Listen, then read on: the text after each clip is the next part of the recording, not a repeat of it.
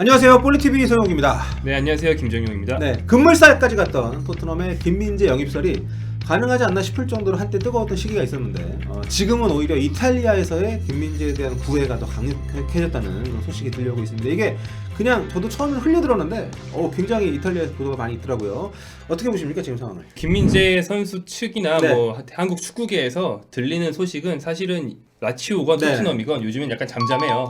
그렇긴 그래서 하죠. 이탈리아 측에서 나오는 외신과 네. 또 라치오라는 팀의 현 사정에 대해서는 이제 모르시는 시청자들이 많으시니까 네. 그런 것들을 종합해서 이게 얼마나 신빙성이 있는지, 그리고 라치오에 만약에 가게 된다면 네. 뭐 어떤 역할을 하게 될지, 얼마나 이득이 될지 이런 걸 한번 분석해보는 시간을 가지려고 합니다.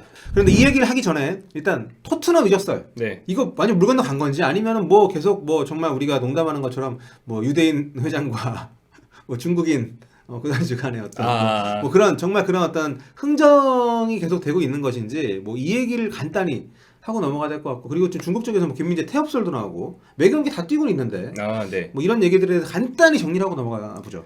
토트넘이든 어디든 뭐 현재로서는 활발하게 비드가 네. 들어가고 베이징 고안 측과 협상이 이뤄지고 이런 분위기인 팀은 없다. 여기까지는 말씀드릴 수 있을 것 같고요. 그거보다는 태업설에 대해서는 얘기를 할 수 있을 것 같은데 제가 어떻게든 김민재 선수 경기 영상도 볼 수 있을 만큼의 분량으로 찾아보고 했는데 태업은 좀 말이 안 되는 것 같고, 사실은 중국 축구나 이런 데서는 이렇게 이적설이 파다하고 이적을 노리는 선수들은 진짜 태업하면 안 뛴 선수들도 많아요. 그렇죠. 보시면 우리가 그걸 보도가 안 돼서 그렇지 뭐 이적을 앞두고 있는 외국인 선수들이 몇 경기 전부터 안 뛰다가 가는 경우 되게 많거든요. 근데 김민재 선수는 꼬박꼬박 다 뛰고 있단 말이에요.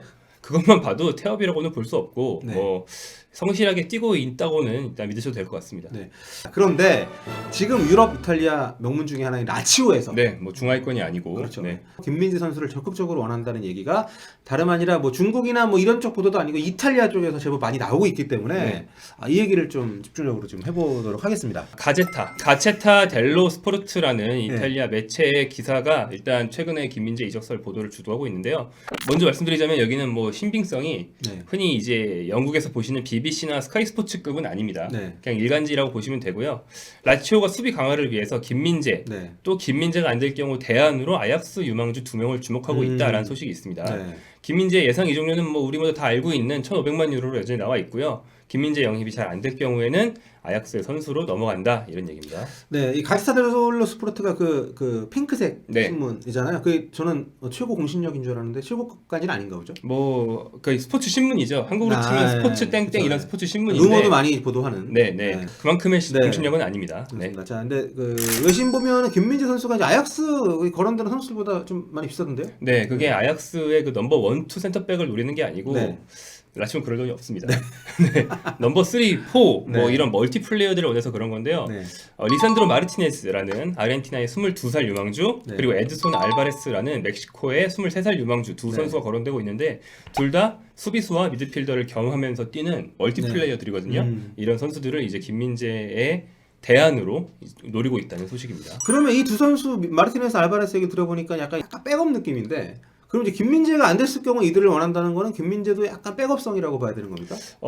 딱 그렇지는 않은데요. 일단 라치오가 원하는 선수가 크게 둘로 알려져 있는데 하나가 쿰블라, 우리 두 번째 김민재입니다. 라치오는 이제 3백을 시모네 인차기 감독이 지속적으로 쓰고 있는데 현재 주전급 5명 중에서 한 명이었던 바스토스가 터키의 바삭세히르로 이적이 유력한 상황이에요. 그래서 1군 주전급 센터백이 4명 남아있거든요. 그 4명 중에서 아체르비와 루이스 펠리페의 자리는 굳건한데 라두 선수가 34세 노장인데다가 잔부상이 계속 있어요. 지난 시즌 막판에도 못 뛰었거든요. 그래서 결장이 잦아서 3백의 왼발잡이 라두가 뛰는 자리에 대한 문제가 있습니다. 그리고 두 번째 문제가 좀 깊게 들어가면 뭐가 있냐면, 좀 전문적으로 들어가 보면요. 늘 김민재 선수가 오른발잡이지만 왼쪽에서도 빌드업을 잘한다는 얘기를 많이 하셨잖아요. 이 팀이 라두를 빼면 다 오른발잡인데 다들 왼쪽에서 뛰는 걸 꺼려해요. 그래서 라두 하나 빠지면 원래 스위퍼로 뛰던 아치르비를 왼쪽으로 옮기고 나머지들을 한 칸씩 왼쪽으로 땡기는 그런 복잡한 연쇄 이동을 해야 되는데 이때 경기력이 뚝 떨어지는 팀이에요. 그래서 만약에 김민재가 오른쪽에 주전 경쟁을 하면서 라두가 빠졌을 때 왼쪽도 볼 수 있다? 이렇다면 경쟁력이 정말 엄청 올라가는데 김민재는 이게 되잖아요. 그렇죠. 예. 그렇기 때문에 김민재가 상당히 경쟁력 있다고 볼 수 있고 일단 현재 들어간다면 뭐 노장 라두 혹은 현재 오른쪽에서 주전과 후보를 오가는 파트리치 이 두 선수가 경쟁을 하게 될 텐데 네. 뭐 라두는 말씀드린 것처럼 잘 빠지고 파트리치는 좀 그 포지션 범용성이 떨어지기 때문에 네. 김민재가 상당히 괜찮죠. 그래서 저 보도 봤을 때는 그 이승호 팀 동료였던 베로나 수석의 이제 쿰블라 네. 1순위였다고 이제 봤는데 이 쿰블라가 인테르 가는 걸 더 원한다고. 네, 네. 인테르가 쿰블라를 더 적극적으로 원하는 걸로 알고 있고 네. 알려져 있고 베로나도 3백 썼거든요. 네. 쿰블라는 3백에서 베로나가 약간의 돌풍을 일으킬 때 주축이었기 때문에 네. 나이도 어리고 3백을 좋아하는 인테르의 콘테 감독이 상당히 좋아하는 걸로 알려져 있고요. 인테르에서는 그 콘테 감독이 입지가 최근에 좀 불안했어요. 네. 뭐 구단을 공개 저격하고 막 그래서 하지만 최근에 그 스티븐 장 회장과 네. 그 중국인 회장과 만나서 네. 대면에서 잘 풀었다. 백주 한 잔 마셨나 빠이죠? 뭐 그럴 수도 있죠. 뭐 그런 보도가 나왔기 때문에 아주 공식적으로 네. 이제 현재로서는 관계가 정리됐다라는 멘트까지 나와 있거든요. 네. 그래서 인텔가 예정대로 쿰블라를 영입한다면 라치오는 김민재를 역시나 1순위로 볼 수밖에 없는 상황이 됐죠. 쿰블라 만약에 데리고 오면 김민재는 뭐 안 사겠네요. 그렇긴 한데 네. 쿰블라는 기본적으로 보통 3천만 유로 이상이 거론되는 몸값이라서 나이도 2000년생이더만. 네. 라치오 입장에서는 김민재도 비싼데 라치오는 돈 없는 팀이거든요. 네. 쿰블라 너무 어렵습니다. 그 로티토 회장이 제가 그 코로나19 전후로 해가지고 굉장히 기사가 많이 났던. 뭐 특이하잖아요. 막말이라든가 좀 네. 거침없는 말들을 많이 하는 스타일인데 옛날 이탈리아 구단주들이 다들 네. 좀 지역 유지구 관심 받는 거 좋아하는 노인네들이라서 그렇죠. 말이 옛날에 많거든요. 페루자 그 누구냐 연정한 네네 선수를 그 쫓았던 작고하신 그분도 있고 네. 뭐 잔파린이라고 팔레르모 구단주였던 사람도 말 많았고 네. 그런 스타일이 중에 하나거든요. 네. 그러니까 그런 스타일의 회장이 상당히 영향을 많이 미치고 네. 그 밑에 있는 이글레 타레 단장도 상당히 많은 영향을 미치고 있죠. 타레가 알바니아 국가대표 옛날에 그 뚝배기 되게 좋았던. 선수 시절을 기억을 하시는군요. 제가 그 90년대 말부터 2000년대 네네. 초중반까지 좀 봤기 때문에 네. 세리아를 열심히 봤기 때문에. 저는 이제 탈의 서양 시절은 글로만 배웠는데 그렇군요. 근데 지금도 생긴 거 보면 진짜 되게 다부지고 네. 되게 굉장히 투박한 선수였는데. 아무튼, 지금도 싸움 잘하게 생겼습니다. 골을 이렇게 많이 넣지는 않았을 거예요. 근데 인상적인 골들이 있어서 제 기억이 좀 네. 나는 것 같고. 아무튼 제가 이제 솔직히 토트넘 아니면 라치오도 좀 훌륭하다고 보는 건 토트넘은 챔스를 못 땄는데 라치오는 지난 시즌 세리아 4등을 하면서 챔피언스리그 출전권을 따냈잖아요. 그래서 네. 와, 김민재가 유럽 챔피언스리그를 뛴다. 생각만 해도 가슴이 웅장해지지 않습니까? 네, 지금으로서는 뭐 손흥민도 다음 시즌 못 나가고 그렇죠. 네. 황희찬 한 명이었죠? 그렇죠. 현재로서는 그렇죠. 네, 예. 그러니까 뭐 늘면 우리로서는 상당히 재밌는 그림이 되겠죠. 한국 팬들로서는. 그리고 챔스를 네. 나가니까 아무래도 경기 나갈 수 있는 기회가 많아지겠네요. 훨씬 아무래도. 많아지죠. 네. 그러니까 리그 중단 시점까지만 해도 라치오는 그 1위 유벤투스보다 승점 딱 1점 뒤진 2위였어요. 네네. 그래서 그 로티토 회장이 제발 리그 재개하자. 제발 우리 우승하고 싶다 이랬던 건데. 지금 생각하면 그냥 그때 끝나는 게 나을 것 같네. 아니 근데 뭐 끝낼 거면은 네네. 끝내든지 재개하자 이거였죠. 그렇죠, 네. 근데 사실은 생각해 보면은 그럴만 이유가 있었던 게 코로나19 이후에 진짜 라치오의 성적이 뚝 떨어져가지고 네. 우승권에서 쭉 멀어지면서 4위로 밀리면서 챔스 진출권만 간신히 지켰습니다. 네, 이게 바뀌어가지고 이제는 챔스 4위를 해도 본선을 직행이잖아요. 네네. 그러니까 예선 안 치려고. 그래서 아무튼 뭐 공격적인 투자가 필요해 보이는 상황입니다. 지금 워낙에도 뭐 스쿼드가 두꺼운 팀은 아닌 것으로 보이기 때문에.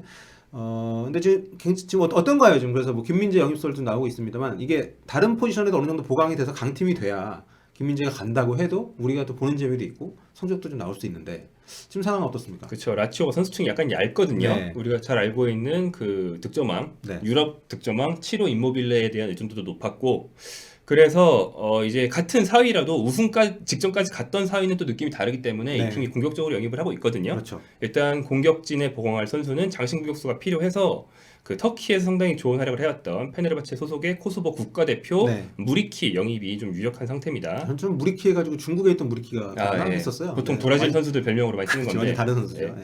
그리고 미드필더로 다비드 실바를 원하다가 놓치긴 했지만 그 뒤로 AC 밀란의 자유계약으로 풀리는 보나벤투라 혹은 레알 마드리드에서 사올 수 있는 보르아 마요랄 이런 네. 선수들 영입을 추진하고 있고요. 네.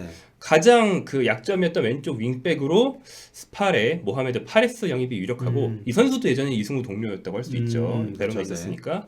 그리고 골키퍼 겸 어떤 응원단장 분위기 메이커로 세계 최고의 분위기 메이커 스페인 그 세계 재패의 숨은 공신 페페 레이나 골키퍼를 자유계약 영입이 확정돼 있는 상황입니다. 자, 그리고 이 팀이 이제 시모네 인자기 감독이 이끌고 있잖아요. 그러니까 우리가 흔히 말하는 그 약간 뭐라고 해야 되나 그 위치 선정의 달인 인자기는 그 네. 형인 필리포 네. 인자기고 시모네 인자기도 뭐 라치오에서 선수 생활 좀 많이 했고 뭐 잘하는 골잡이였지만 그래도 뭐 형보다는 훨씬 좀 떨어진다는 말이 미안하지만 떨어지죠. 네, 그런 스트라이커였는데 감독으로서는 좀 어떻습니까? 감독으로서는 뭐 우리가 라치오를 잘 이끌고 있는 것에도 볼 수 네. 있듯이 형을 아득히 뛰어넘었고 현역 시절에는 그 한국 사람들식의 농담으로 네. 필리포 인자기만 인자기라고 부르고 헷갈릴까봐 그렇죠. 시모네 인자기는 심자기라고 불렀는데 지금은 시모네 인자기 그냥 네. 인자기고 필리포 인자기를 필자기라고 불러야 구분이 된다. 필리포 인자기 감독이 이번에 이제 승격을 했죠. 네, 승격을 했고 그래서 다음 시즌에는 형제 더비? 네, 형제가 맞붙게 될 것 같고요. 아무튼 시모네 인자기 감독은 상당히 지도력이 좋은 감독이고 1년 전까지만 해도 라치오에서 서로 좀 한계를 느껴서 갈라서지 않겠느냐 이런 전망도 있었는데 지난 1년 동안 다시 최고의 지도력을 보여주면서 네. 장기적으로 시모네 인자기에게 한 번 더 맡길 거라는 전망이 나오고 있고요. 네. 3-5-2 포메이션을 아주 집요하게 쓰는데 그거를 굉장히 역동적으로 잘 운용하는 감독입니다. 네, 그렇다면 김민재가 만약에 라치오를 가게 된다면 이게 어떤 선택이 될까요? 좀 잘 맞을까요? 저는 굉장히 잘 맞을 거라고 생각해요. 그래요? 네. 네, 일단 라치오에 만약에 간다. 그랬을 때 좋은 점과 약간 아쉬운 점을 네. 얘기를 해보자면 좋은 점은 이 팀은 센터백을 좀 키워주는 편입니다. 기본적으로는 별로 유명하지 않은 선수만 데리고 오기 때문에 많이 키우진 못하지만 네덜란드에서 데려왔던 후트 지금 많이들 잊어버리셨을 텐데 라치오에서 사우스햄튼 잉글랜드로 갈 때까지만 해도 평가가 높았어요. 그래서 몸값을 2배로 올리거든요. 근데 간 다음에 망했어요. 다시 말하면 라치오에서 후트의 잠재력을 최대한 뽑아낸 거였다. 이런 말이 될 수 있고. 육성을 좀 잘하는 케이스라고 해야 되나? 네. 그러니까 원체 그 돈이 많지 않아서 지금까지 제일 최근 한 5년 사이에 제일 화려한 센터백이 더프라이 선수인데 지금 인테르에서 아주 잘하고 있는 더프라이.